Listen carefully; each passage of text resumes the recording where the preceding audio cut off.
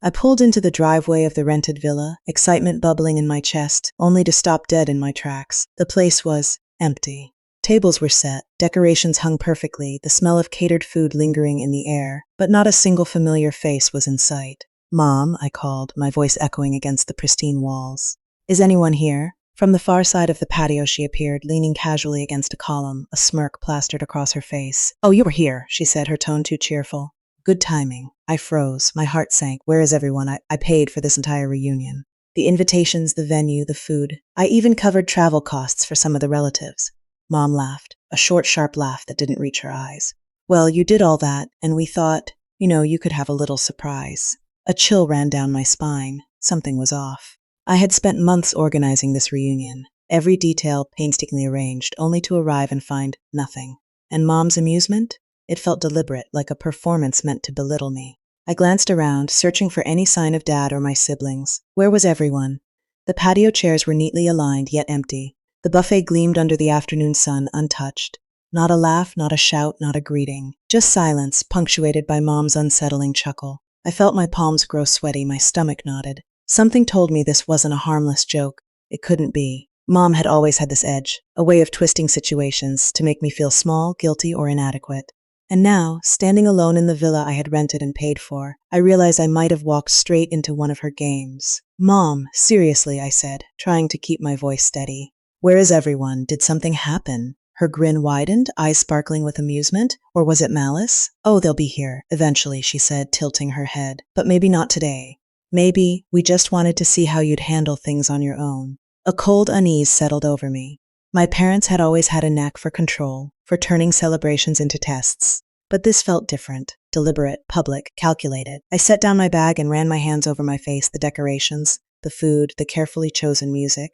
They were all perfect, too perfect. And I realized then that Mom's laughter wasn't just amusement. It was a warning. The warning whispered in the back of my mind, "You think this is just a family reunion, but something else is happening. And it's all directed at you." I swallowed hard. Something told me this day, this empty villa, and my mother's cruel amusement, was only the beginning. The villa felt more like a trap than a celebration. I wandered from room to room, expecting family members to jump out with laughter, apologies, hugs, but no one appeared. The faint echo of my own footsteps was the only response. Then I noticed my mother's subtle movements. She was on the phone, whispering, pausing whenever I glanced her way. Her smirk returned intermittently, but never when she spoke to me directly. Something was being said behind my back, something I wasn't meant to hear. Later, I overheard snippets while refilling my drink.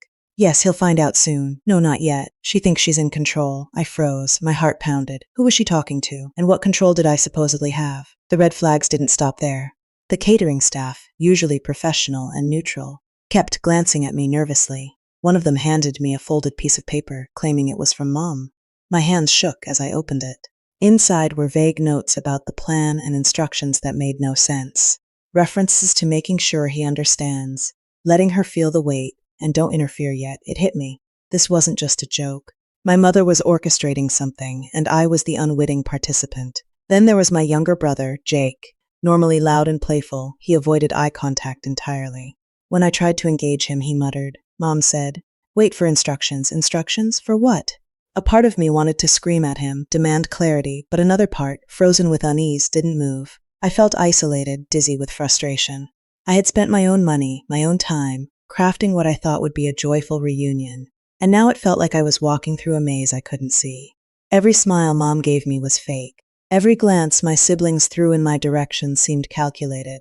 Even the house itself, meticulously decorated, felt like a stage designed to make me feel powerless. The more I noticed, the more I realized how much had been hidden from me. My parents had carefully distributed roles, favors, and attention over the years. Siblings who seemed supportive now seemed to whisper to each other, subtly taking sides. My own contributions, once celebrated, were minimized or ignored. It was all so precise, almost surgical. I sank into a chair, trying to make sense of it. The coffee table in front of me displayed the catered hors d'oeuvre, perfectly arranged, untouched. The house smelled of expensive food and faint perfume. A part of me, exhausted and heartbroken, wanted to leave. But another part, prickling with suspicion, realized that this was exactly what Mom wanted. My uncertainty, my self-doubt, my emotional fatigue. I clenched my fists, forcing myself to breathe. Something told me this day was not about family bonding. It was a test, a performance. And I wasn't just an observer, I was the target. For the first time, I understood that the cheerful facade, the lavish setting, and Mom's laughter were not signs of love. They were the beginning of a game I hadn't even realized I was playing. And I was already losing. By late afternoon, the villa remained eerily quiet. I had wandered through every room, hoping for a single family member to appear, but none came. Then, as I stepped into the grand living area, Mom finally approached me with a thick envelope in hand. "Here," she said, tossing it casually onto the marble table. "We thought it was time you knew the truth." I stared at her, heart hammering. "The truth? About what?" she smirked, a cold glint in her eyes. "About why no one is here, about why we didn't tell you." With trembling hands, I opened the envelope. Inside were stacks of documents, financial statements, legal papers, bank transfer receipts, and a letter from our attorney. My eyes widened as I skimmed the words. It was all there. Every penny I had poured into this reunion. The money for the villa, the catering, the decorations, the travel expenses I had covered for some relatives, had been quietly diverted. Mom had orchestrated it so that my contributions were secretly reimbursed to herself and my siblings. And that wasn't all. The attorney's letter explained that under a family agreement I had never seen, Mom had already reallocated my inheritance. My share, the savings, investments, and assets that were rightfully mine, had been quietly transferred to my siblings. Without my knowledge, without my consent, I felt my stomach drop. The betrayal was visceral. Every sacrifice I had made, every dollar I had spent, every ounce of effort to create a joyful family reunion had been used as a weapon against me. I looked up at Mom, my hands shaking. You used me? My money, my plans, just to humiliate me." Mom tilted her head unfazed. "Humiliate you? Oh, darling, it's not humiliation, it's perspective. You always thought family meant fairness. Sometimes, life doesn't work that way." Disbelief coursed through me. Rage flared in my chest. I could feel my face burning, a mix of shame and fury. My siblings, I realized, weren't just complicit. They had been part of the scheme, quietly enjoying the benefits while I bore the cost. For a moment, I wanted to scream, to collapse, to rip the papers apart and demand justice. But beneath the heartbreak, something else began to stir. A cold, deliberate clarity. This wasn't just betrayal, it was arrogance. They thought I would sit there, humiliated and helpless. They thought I would accept their theft silently. I clenched my fists, the edges of the envelope digging into my palms. A single thought crystallized in my mind. I would not let this go. And in that moment, the seeds of revenge were planted. Mom's smirk remained, but I barely saw it. My focus had shifted. The betrayal was no longer just a wound, it was a challenge. And I intended to win. I sat alone on the terrace, the sun dipping below the horizon, painting the villa in shades of gold and blood red. The documents lay scattered on the table in front of me like evidence of a life stolen. My chest heaved with a mixture of despair and rage. For the first time in years, I truly felt powerless. But then, I felt something else, a quiet, stubborn spark deep inside. Up until now, I had been reacting shocked, hurt, humiliated. I had been the victim in Mom's meticulously staged performance. But suddenly, I realized that their arrogance, Mom's manipulations, my siblings' greed, was also their greatest weakness. They thought I was weak. They thought I would crumble under the betrayal, that I would quietly accept the theft and the humiliation. And they were wrong. I looked at the stacks of papers again. Bank statements, transfer confirmations, the attorney's letter. Every misdeed, every act of greed, every stolen cent was documented. The evidence was mine. And for the first time, I saw it not as proof of my defeat, but as a weapon. I stood, my hands trembling not from fear but from determination. The realization hit me like lightning. I had the power to turn their game against them. They had underestimated my resolve, my intelligence, and my willingness to fight. Their carefully orchestrated scheme had left breadcrumbs I could follow, and I would use every one of them. The fire inside me grew with each passing moment. I thought of all the sacrifices I had made, all the late nights, all the money spent, all the hope I had poured into this reunion. None of it would be wasted. I would reclaim what was mine, not just the inheritance or the financial losses, but my dignity, my respect, and my voice. I began to strategize. First, I would gather every piece of evidence and organize it. Emails, bank transfers, witness statements, and even subtle interactions that exposed their greed. Second, I would identify allies, people who had seen their manipulations but were too afraid to speak up. Third, I would wait for the perfect moment to reveal the truth. Timing, I realized, would be everything. And most importantly, I promised myself one thing. I would not let anger cloud my judgment. My revenge would be precise, undeniable, and unstoppable.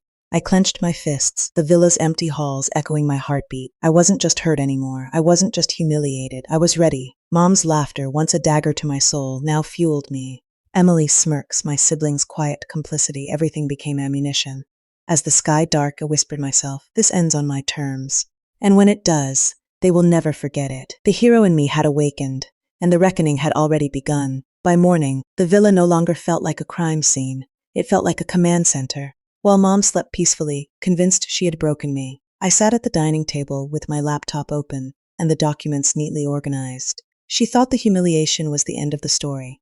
In reality, it was the beginning. Step 1. Proof. I scanned every paper from the envelope, bank transfers, reimbursement records, the attorney's letter, even handwritten notes in the margins.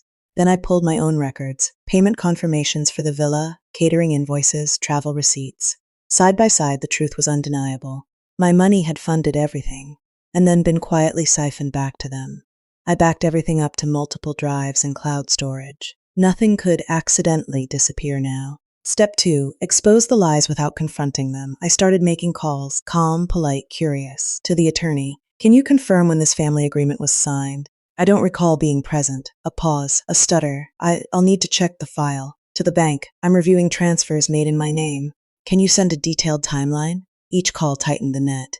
Each answer contradicted another. They didn't realize it yet, but their own paperwork was turning against them. Step 3. Witnesses. I messaged relatives who had been uninvited at the last minute. One by one, the truth surfaced.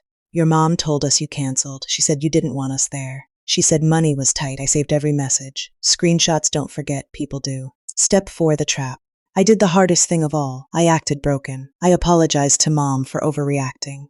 I said I understood her intentions. I told my siblings I just wanted peace. They relaxed instantly, joked, laughed. One even bragged about how smart Mom had been to teach me a lesson. That brag recorded. They thought they had won. They thought I was retreating. In truth, I was positioning the spotlight. Step 5. Timing. I quietly booked a meeting with a new attorney, one who specialized in financial abuse and inheritance fraud. I sent her everything. Her reply was short and chilling. This is not just betrayal. This is illegal. The tension sat heavy in my chest as I watched my family enjoy the villa I had paid for, laughing in the space meant to humiliate me. Mom walked around like a queen who had secured her throne. She had no idea that every laugh, every careless word, every stolen dollar was about to be accounted for. They believed the story was over. They believed I had learned my place. But the stage was set, the evidence locked in, and the final act was approaching fast. And when it came, it wouldn't be quiet. The courtroom smelled of polished wood and tension. I walked in, heart racing but steady, carrying the stack of evidence that had become my weapon. Mom and my siblings were already seated, faces painted with arrogance and casual superiority, confident they had won. They didn't even glance at me. The judge called the session to order, and I stepped forward. My attorney, a calm and precise woman, began presenting the case. Bank transfers, reimbursement records, the attorney's letter, emails, and even text messages, all meticulously organized, were laid out in front of the family. Every dollar I had spent on the villa, catering, and travel expenses, and every penny that had been secretly redirected was documented. Mom's smirk faltered. My siblings shifted in their seats. I could see the cracks forming in their carefully constructed confidence. Then came the damning twist. The attorney produced a video recording of a family call, months prior, in which Mom explicitly instructed my siblings to act as if my contributions were unnecessary and to let me bear the financial burden alone. The recording played in the courtroom, and every word hit like a blow. Let him think he's overdoing it. We'll handle the rest. He'll learn his lesson. The judge paused, turning a sharp gaze to Mom. Is this true? Mom opened her mouth, but no words came out. The evidence was undeniable. Every manipulation, every lie, every attempt to humiliate me had been captured. Then came the final blow. The attorney revealed the hidden transfers back to my siblings, the legal loopholes Mom had exploited, and the documents proving that my inheritance had been misappropriated. The courtroom gasped. My siblings' whispers turned to panic. Mom's face went pale, her usual confidence crumbling into disbelief. She had thought she could control the narrative, control me, control the room, but the truth was louder than any of her schemes. Finally, the judge delivered the verdict. Restitution for the misappropriated inheritance, reimbursement of every dollar spent on the reunion, and a formal reprimand on record against Mom and my siblings for deliberate financial manipulation. The room was silent, heavy with shock and humiliation. I finally stood, shoulders straight, heart steady. I didn't gloat, I didn't need to. The justice had spoken for me. Mom's eyes met mine, a mixture of anger, shame, and disbelief. My siblings avoided my gaze entirely. Their empire of manipulation, carefully built over years, had collapsed in a single undeniable wave of truth. I stepped out of the courtroom into the sunlight, feeling the weight lift from my shoulders. For the first time in years, I was free, not just from the financial burden, but from the emotional chains they had tried to impose. And in that moment, I realized, justice doesn't always roar. Sometimes it's quiet, precise, and utterly unstoppable. The storm had passed, and I was the only one standing. Weeks later, the villa stood silent again. But this time it wasn't a trap, it was a memory. Mom and my siblings had retreated into the shadows of their own shame, their arrogance shattered. The media coverage of the case had spread quietly but widely, exposing their manipulations and financial misconduct. Colleagues, extended family, and even distant relatives who had once whispered about me in disapproval now offered apologies and admiration. I had regained more than money. I had reclaimed my dignity. Every effort I had poured into that reunion, every sleepless night, every cent spent had not been wasted. I realized that the humiliation I had once felt was merely fuel, and I had turned it into power. My relationship with Michael deepened through it all. He had stood silently by my side, never rushing me, never doubting me. He had been my anchor, and together we rebuilt not only the memories that had been stolen from me, but also the future we envisioned, where respect, trust, and loyalty mattered more than appearances or empty family traditions. Mom had tried to control the narrative, to dictate my life, and to manipulate my generosity. She had underestimated my resolve, my intelligence, and my refusal to bow to injustice. The courtroom victory was definitive, but the poetic justice came in the quiet moments afterward. Every boastful remark, every subtle humiliation she had attempted, now returned to her as whispers of disgrace she could not escape. I spent a weekend walking through the villa, reflecting. The decorations, the empty tables, the meticulous planning, they all symbolized something different now. They were a testament not to my humiliation, but to my endurance, my courage, and my ultimate triumph. To anyone watching this story, have you ever been betrayed by someone you trusted, someone who should have had your back? Have you felt the sting of humiliation and the weight of injustice? Share your story in the comments below. You're not alone, and sometimes the most satisfying victories are the ones where truth and patience do the work for you. Remember this: those who try to diminish you, steal from you, or humiliate you often think they have control. But the strongest revenge is quiet, inevitable, and unstoppable. Mom thought she had taught me a lesson that day in the villa. She thought her laughter and manipulation would leave me broken. Instead, the same villa that was meant to humiliate me became the stage for her undoing, and the place where I rose stronger than ever. Sometimes, the fire they set to burn you becomes the flame that lights your way and leaves them in the ashes.